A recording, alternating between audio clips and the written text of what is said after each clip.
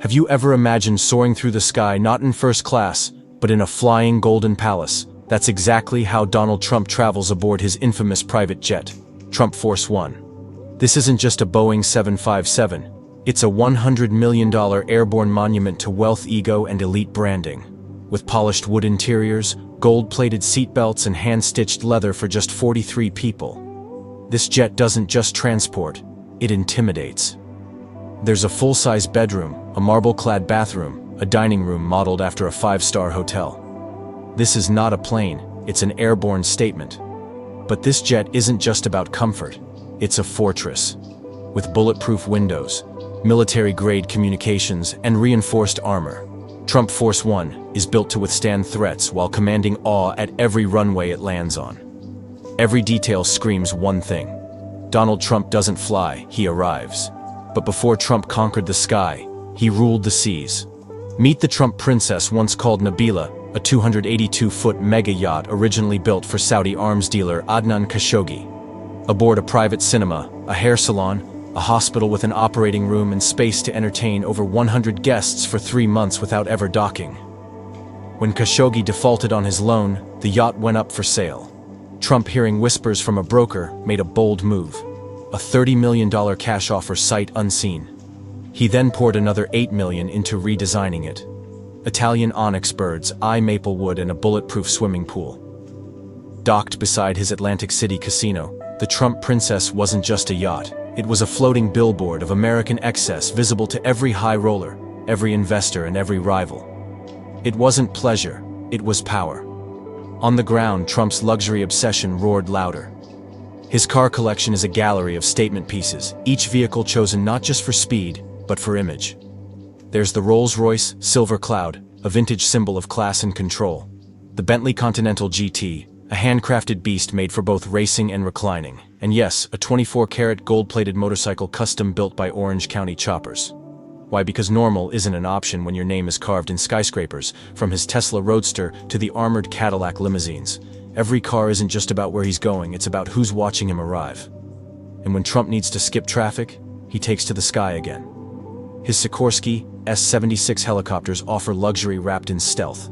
African mahogany interiors, whisper-quiet cabins, real-time encrypted comms, and the most cinematic security trick of all, decoys. Multiple identical helicopters lift off at once, making it nearly impossible to tell which one Trump is actually in. This is billionaire-level misdirection. And for Trump, it's not a stunt, it's a requirement. But what truly separates Trump from other billionaires isn't just how he moves, it's where he lives. Let's talk real estate, the empire that built the name Trump into a global brand. It began in Manhattan at Trump Tower, the 58-story skyscraper with mirrored glass and a marble waterfall in the lobby. Inside, luxury residences, high-end retailers, and the penthouse that Trump himself once claimed was worth over $100 million. It wasn't. But the illusion was priceless. Then came the Trump International Hotel and Tower in Chicago, one of the tallest buildings in the Western Hemisphere, steel glass, and status all stitched together into a monument that overlooks the skyline like a crown. Next, he spread across the globe. Trump hotels in Las Vegas, Vancouver, Istanbul, and the Philippines, golf resorts in Scotland, Ireland, and Florida. Each property polished, rebranded, and priced not just for value but for vanity. Trump understood something most real estate moguls missed. He wasn't selling square footage, he was selling an identity. His buildings aren't just about height or cost, they're about dominance. Whether it's the Trump National Doral in Miami or the Mar-a-Lago estate in Palm Beach, every location is curated, fortified, and presented like a movie set for Power Mar-a-Lago itself. His so-called Winter White House has 128 rooms, gold leaf ceilings, and views of both the Atlantic and Trump's vision of himself. It's not just a residence, it's a fortress of celebrity politics and strategy. But for a man with billions, what's one salary? In a surprising move, when Trump entered the White House, he refused the $400,000 presidential salary. Instead, he donated it quarter by quarter to federal departments. His first $100,000 went to the National Park Service. Later donations supported STEM education, opioid treatment, COVID-19 relief, and youth innovation programs. Critics called it performative, supporters called it selfless. But one thing's certain, it became another chapter in the Trump mythos. Because in Trump's world, even a donation is a flex. As for his net worth, that depends on the day and the mood.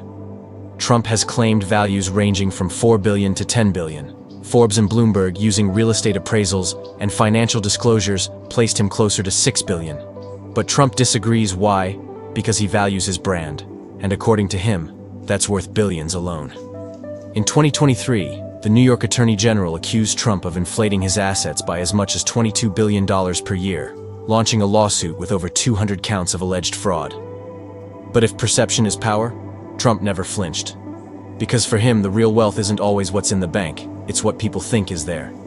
And in that game, Donald Trump has always played 3 moves ahead. So the question isn't just how rich Donald Trump is, it's how he made us believe he's richer than anyone else.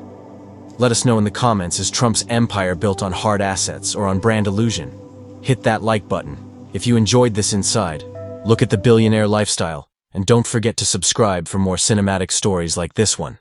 See you next time.